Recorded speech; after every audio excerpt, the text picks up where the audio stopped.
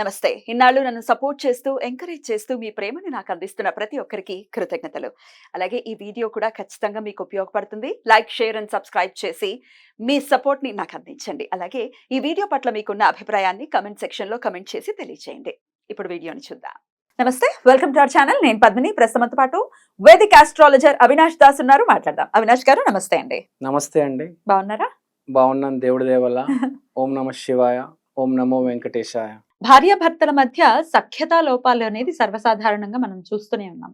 భార్యాభర్తలు చీటికి మాటికి ప్రతి చిన్న విషయానికి కూడా గొడవ పడటం అనేది మరి ఈగో క్లాషెస్ అనేవి చాలా ఎక్కువైపోయాయి. అడ్జస్ట్మెంట్ టెంపర్మెంట్ అనేది చాలా తక్కువైంది. ఎందుకు నవ్వుతున్నారు? సర్వసాధారణమైన నాకు వచ్చేటటువంటి కాల్స్ ఇవే అని అంటూ ఉంటాను. అనేది ఏమైనా వచ్చిందా థాట్? డెఫినెట్లీ మరి ఎలా ఇది ఏడవలేక నవ్వటం ఇవన్నీ. అప్పటికి అడ్జస్ట్మెంట్ టెంపర్మెంట్ అనేది లేదు అసలు. బ్రాటప్ లో కూడా ఈ మధ్య మరి అలా పెంచుతున్నారో పెంచట్లేదు. అడ్జస్ట్మెంట్ అనేది ఉండాలి లైఫ్ లో అని చెప్తున్నారో పెద్దవాళ్ళు చెప్పట్లేదు. తెలియనటువంటి పరిస్థితి. విడిపోతూ పోతే ఇంకేది ఎక్కడ ఎండ్ కార్డ్ పడుతుంది కదా, ఎక్కడో ఒకటి మనం ఆగాలి కదా. రైట్. ఎనీవేస్ వాళ్ళ perceptions matters. End of the day perception ని మనం తప్పు పట్టలేము. ఎవరి పర్సెప్షన్ వాళ్ళకు ఉంటుంది, ఎవరి ఫేస్ చేసే విధానం వాళ్ళకు ఉంటుంది. కాబట్టి ఎండ్ ఆఫ్ ది డే ఇప్పుడు నేను అడిగేటటువంటి క్వశ్చన్ ఏంటంటే, సఖ్యతా లోపాలు పోయి వాళ్ళు చాలా సఖ్యంగా ఉండి భార్యాభర్తలు ప్రేమానురాగాలతో ఉండాలి. ఫస్ట్ అండి స్టాటిస్టిక్స్ మాట్లాడతాను. హైదరాబాద్లో ప్రతి సంవత్సరం 70,000 పెళ్ళిళ్ళు అవుతున్నాయి. దాంట్లో 4,500 డైవర్స్. అంటే ఆల్మోస్ట్ 70,000 అయితే 4,500. 4,500 డైవర్స్ అవుతున్నాయి. అంటే ఆల్మోస్ట్ 5% ఎంతో, 5% కన్నా ఇంకా ఎక్కువ. సో విషయం ఏంటంటే, వాళ్ళు ఏం చేస్తారంటే పెళ్ళైన తర్వాత చాలా ఎక్స్పెక్ట్ చేస్తారు. అవన్నీ ఏవి రాపోయేసరికి, మ్యాచ్ అయిపోయేసరికి అరవడం మొదలెడతారు. వీళ్ళలో తప్పులు చూసుకోవడం మానేసి ఆవిడలో ఏ తప్పులు ఎత్తుకుతూ ఉంటాడు. అసలు చేయాల్సింది ఏంటి? ఒక వైట్ పేపర్ తీసుకొని ఆమెలో ఉన్న పాజిటివ్ పాయింట్స్ ఒక 5 పాయింట్లు రాసి, హస్బెండ్ అయినా వైఫ్ అయినా ఆ పార్ట్నర్ అనే అతను ఆమె వైట్ పేపర్ల మీద ఒక 5 పాయింట్స్ రాసి అవే చదువుతూ పోవాలి. దాని తర్వాత దాని గురించి ఇంకా రాస్తూ పోవాలి. జనాలు ఏం చేస్తారంటే, ఒక 5 నెగిటివ్ ఉంటే దాన్నే భూతద్దంలో చూసి దాన్నే పగలు రాత్రి ఆలోచించి ఆ పార్ట్నర్ మీద కసి పెట్టుకొని కోపం వచ్చేసి తర్వాత అరవడం మొదలెట్టేసి, తర్వాత వాళ్ళ అమ్మ నాన్న మీద అరవడం మొదలెట్టేసి, ఇది దాని ఏమంటారు పతాక స్థాయి దాకా వెళ్ళిపోతుంది. కరెక్ట్. చివరికి ఏమవుతుంది, ఈ 4,500 కేసులు ఉన్నాయి కదా, దీంట్లో ఒకటిగా చేరుతారు. ఇప్పుడు మా ఫ్రెండ్ ఒక ఆయన ఉన్నాడు, ఇలానే జరిగితే కౌన్సిలింగ్ సెంటర్కి వెళ్ళాను. అందరు అక్కడ కూడా కొట్టుకుంటున్నారు. కోర్టుకి వెళ్ళి పంపిస్తే వాళ్ళు కోర్టులు మా వల్ల కాదనైనా మీరు కౌన్సిలింగ్ సెంటర్కి వెళ్తే అక్కడ కూడా కొట్టుకుంటున్నారు, జుట్టు పీక్కుంటున్నారు ఒకరికొకరు. నేను చూశాను, మా ఫ్రెండ్ జరిగింది కౌన్సిలింగ్ సెంటర్లో. పోలీసు వాళ్ళు కూడా షాక్ అవుతున్నారు, వీళ్ళని ఎలా కంట్రోల్ చేయాలో అర్థం కావట్లే.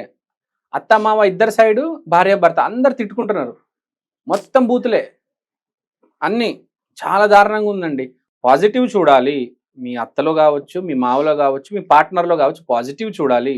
ఏ మనిషి పర్ఫెక్ట్ కాదు. Definitely not. మనలో ఫస్ట్ నెగిటివ్ చూసుకోవాలండి. అవును, మనం ఎలా ఉన్నాం, ఎందుకు ఇలా బిహేవ్ చేస్తున్నారు. అవతల్లో పాజిటివ్ చూడాలి, మనలో నెగిటివ్ చూడాలి. మన నెగిటివ్ మనం కరెక్ట్ చేసుకోవాలి. కొన్ని ఎక్స్ట్రీమ్ సిచ్యువేషన్స్ ఉంటే అవి వేరు. అవును, ఇప్పుడు మ్యాన్ హ్యాండ్లింగ్ చేస్తున్నారు, కొడుతున్నారు, అబ్యూజింగ్ చాలా విపరీతంగా ఉంది. అవి కూడా ఒప్పుకోండి, మీరు కలిసే ఉండండి అని ఎవ్వరూ చెప్పరు కదా. చిన్న చిన్న ఇష్యూస్ యాక్చువల్ గా జరిగేది ఏంటంటే, అబ్యూసింగ్ వీళ్ళు కూడా సర్దుకుపోతారు. నేను చూశాను, ఈ చిన్న చిన్న వాటికి గొడవ పెట్టి అది అంటారు కదా, చిలికి చిలికి వాన అది గాలివాన అయిందని. ఈ కేసే ఎక్కువ ఉంటది. చిన్నవి ఈ అబ్యూస్ చేసుకునే వాళ్ళు కూడా ఒక స్టేజ్కి అడ్జస్ట్ అయిపోయి, కాంప్రమైజ్ అయిపోయి వెళ్ళిపోతారు జీవితంలో ముందుకి. అది కానీ చిన్న చిన్నవి దానికి చాలా బ్యాడ్ చేస్తున్నారండి. ఫస్ట్ మనం ఏం చేయాలంటే, నేను ఫ్రాంక్గా చెప్తాను, ప్రతి ఇంట్లో జరిగేది ఏంటంటే, 7:30 అయితే ఐపీఎల్ మ్యాచ్ మొదలవుతుందండి. ఇప్పుడు ఐపీఎల్ మ్యాచ్ మొదలవుతుంది. ఆవిడ వచ్చి ప్లేట్లో అన్నం ఇస్తుంది. వీడు కనీసం ఆవిడ వైపు చూడకుండా ప్లేట్ తీసుకొని తింటూ మ్యాచ్ మొత్తం మాకు కానిచ్చేస్తాడు. ప్లేట్ ఇచ్చిన తర్వాత ఒకసారి ఆమె వైపు చూడాలి, ఒక స్మైల్ ఇవ్వాలి. తిన్న తర్వాత బాగా చేశారు అని చెప్పాలి. సేమ్ ఆవిడ కూడా కాంప్లిమెంట్ చేయాలి ఇద్దరిని ఒకరికొకరు. ఎలా కమర్షియల్ అయిపోయారంటే, ఇది ఇమోషనల్గా ఫైనాన్షియల్గా మాట్లాడతానంటే మీ డబ్బులు మీవి, నా డబ్బులు నావి, అలా మాట్లాడుతున్నారు. మన డబ్బులు మన పిల్లలు కాదు, నా పిల్లోడు నా డబ్బులు, ఇలా తయారైపోయారండి ఫ్రాంక్గా. ఇప్పుడు ఫ్రాంక్గా ఇలా జరిగిన తర్వాత విడిపోతారు, లేకపోతే అక్రమ సంబంధాలు పెట్టుకుంటారు. అక్రమ సంబంధాలు అంటే ఏంటో కాదండి, 99% అక్రమ సంబంధాలు పెట్టుకున్న వాళ్ళు మాట్లాడుకుంటారండి, ఇంకేం చేసుకోరు. ఫ్రాంక్గా మనిషికి ఇంకో మనిషి కావాలి షేర్ చేసుకోవడానికి. వాళ్ళల్లో ప్రతి మనిషికి ఒక ఫ్రెండ్, ఒక పార్ట్నర్ కావాలి. ఫ్రెండ్ అయితే సేమ్ జెండర్, పార్ట్నర్ అయితే ఆపోజిట్ జెండర్, షేర్ చేసుకోవడానికి. ఇప్పుడు మీకు ఫ్రెండ్ లేరు, మీ ఆయనే సర్వస్వం, మీ ఆయన నీతో మాట్లాడకపోతే ఏమవుతుంది? ఆల్టర్నేటివ్ చూస్తాడు మనిషి, ఏ మనిషి అయినా. ఇప్పుడు షేర్ చేసుకోవడం అనేది ఫుడ్డే కాదండి, ప్రపంచంలో మోస్ట్ ఇంపార్టెంట్ మనలో ఉన్న ఫీలింగ్స్. అది షేర్ చేసుకోకపోతే చాలా ప్రాబ్లమ్స్ వస్తాయి, డైవర్స్ జరుగుతుంది, అక్రమ సంబంధాలు. ఏది షేర్ చేసుకోకపోయినా పర్లేదు, ఫీలింగ్స్ షేర్ చేసుకో. మన లోపల ఉన్న బాధ, కష్టం, మంచి చెడు షేర్ చేసుకోవడానికి ఒక మనిషి ఉండాలి. అందుకనే కదా ఫ్రాంక్గా పెళ్లి చేసుకునేది, లేకపోతే ఒక ఫ్రెండ్ అనే ఉంది షేర్ చేసుకోవడానికి కదా. నువ్వు ఆ రోజంతా ఐపీఎల్ మ్యాచ్ చూస్తావు, ఆమెమో టీవీ సీరియల్ చూస్తుంది, కనీసం ఒకరు మొహాలు ఒకరు చూసుకోరు కొన్ని కేసుల్లో. అయితే ఒక పని మనిషి వచ్చి వండి వెళ్ళిపోతుంది. ఇంత గమ్మత్తుగా ఉంటుంది కొన్ని చోట్లలో. వాడి ఆఫీస్లో ఇంకేదో జరుగుతుంటది, ఈవిడ ఫోన్లో ఇంకేదో జరుగుతూ ఉంటది, ఇలానే అవుతుందండి. మరి ఎట్లా కలిసి అన్నం తినాలి. ఆ ఐపీఎల్ మ్యాచ్ ఆపండి ప్లీజ్, ఆ టీవీ సీరియల్ ఆపండి, కూర్చొని అన్నం తినాలి, కలిసి ఇద్దరు అన్నం తినాలి. ప్లస్ రోజుకి ఏ పనిలో ఉన్నా కూడా 4-5 సార్లు ఫోన్ చేసుకోవాలి, ఆఫీస్లో ఉన్నా కూడా ఫోన్ చేసుకొని మాట్లాడుకోవాలి, తిన్నావా, ఏం చేస్తున్నావు, ఇది అది. సింపుల్గా చెప్పాలంటే షేర్ చేసుకోవాలి ఏదైనా.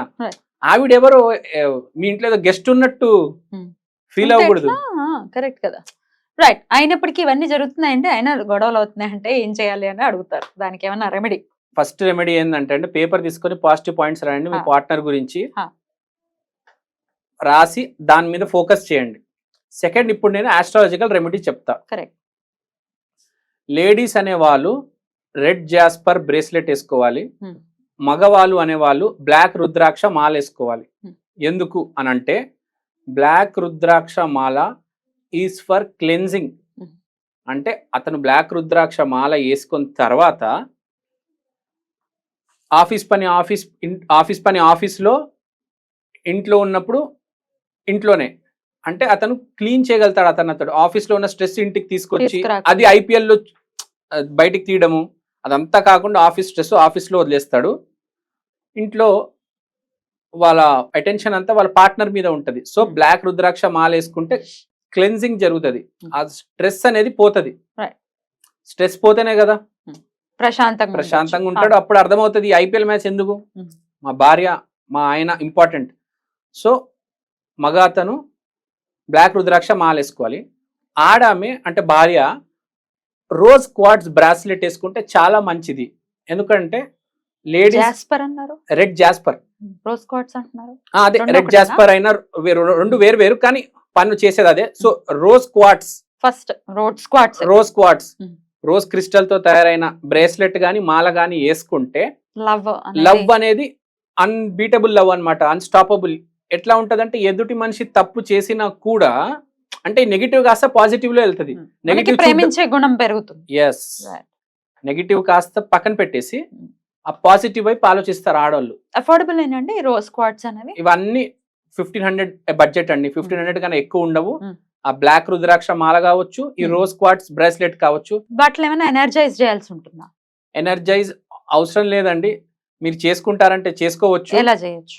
బ్లాక్ రుద్రాక్ష మాల శివ ఆరాధ్య దైవం ఓం నమ శివాయ మాల జపించి శివుడి దగ్గర కొంచెం పెట్టి ఎనర్జైజ్ చేసుకుంటే మంచిది. రోజ్ క్వార్ట్జ్ అనేది హనుమంతుడి దగ్గర, దుర్గా దగ్గర పెట్టి ఎనర్జైజ్ చేసుకుంటే చాలా మంచిది. వేసుకుంటే ఫస్ట్ పాజిటివిటీ వస్తుంది మనలో. ఏ రోజు వేసుకోమంటారు వీటిని? ఈ రోజ్ క్వార్ట్జ్ అయితే ట్యూస్డే రోజు వేసుకోండి. బ్లాక్ రుద్రాక్ష వేసుకోవాలంటే మీరు అది కూడా ట్యూస్డే రోజు వేసుకుంటేనే better. Right. Black rudraksha also Tuesday, Hmm. Rose quartz also Tuesday. రోడ్ స్క్వాట్స్ ఓకే గానీ రుద్రాక్ష అని అంటే ఖచ్చితంగా నియమాలు చెప్తూ ఉంటారు. రుద్రాక్ష Non-veg. అనట్లేదు, నల్ల రుద్రాక్షలు. అది వేరా? నల్ల రుద్రాక్ష వేరు, రుద్రాక్ష అవునా? రుద్రాక్ష వేరు. దిస్ నల్ల రుద్రాక్ష రుద్రాక్ష బ్లాక్ ఉంటుందేమో అనుకుంటున్నా. కాదు కాదు కాదు, కాదా? ఇది నార్మల్ రుద్రాక్ష. ఉమ్, నేను అంటుంది నల్ల నేపాల్ రుద్రాక్ష అమ్ముతారు, Hmm. ప్యూర్ బ్లాక్ ఉంటాయి అవి. ఓకే. ఈ రుద్రాక్ష పని వాటికి ఏం వేరు. నియమాలు ఉండవా? వాటికి కూడా నియమాలు ఉంటాయి. ఎట్లాంటి నియమాలు? సేమ్ రుద్రాక్ష ఉన్నకే నియమాలే ఉంటాయి. నాన్ వెజ్ తినటము, అవన్నీ పక్కన alcohol. పెట్టాలి. ఆల్కహాల్ రుద్రాక్ష అదే Hmm. మ్యాచ్ అవ్వదు. Hmm. సో అవి కన్జ్యూమ్ చేసేటప్పుడు పక్కన పెట్టేయండి. Hmm. ఇంట్లో ఉన్నప్పుడు మాత్రం వేసుకోండి. Hmm. సో నల్ల రుద్రాక్ష వేసుకుంటే స్పిరిచువల్ క్లెన్జింగ్ జరుగుతుంది, Right. పార్ట్నర్ తో బాగా సఖ్యత ఉంటది. రైట్. అయితే ఆడవాళ్ళు మరి క్వాడ్స్ వేసుకున్నప్పుడు పీరియడ్స్ లో ఉన్నప్పుడు వేసుకోవచ్చా, తీసేయాలా? క్వార్ట్స్ వేసుకోవచ్చు, అది క్రిస్టల్ అండి, దానికి ఏం దానికి ఏం సంబంధం లేదు. బ్యూటిఫుల్ అండి, చాలా బ్యూటిఫుల్ గా ఎక్స్ప్లెయిన్ చేశారు. డెఫినెట్ గా వీటి హెల్ప్ ని తీసుకుంటూ అలాగే మన యాటిట్యూడ్ లో కూడా డెఫినెట్ గా మార్పును తెచ్చుకున్నప్పుడు ఈ రెమెడీస్ పనిచేస్తాయి. ఊరికే యాటిట్యూడ్ లో మార్పులు లేవండి, క్వాడ్ చేసేసుకుంటా నేను రెబల్ గా బిహేవ్ చేస్తా అంటే కుదరదు. అంతేనా? మీరు ఆటోమేటిక్ క్వార్ట్స్ చేసుకుంటే నార్మల్ నార్మల్ అయిపోతారా? దానికి ఆ పవర్ ఉందా? బట్ బిహేవియర్ లో Guarantee. కూడా డెఫినెట్ గా చేంజ్ రావాలి. చేంజ్ ఉంటదండి, for better For better. Results.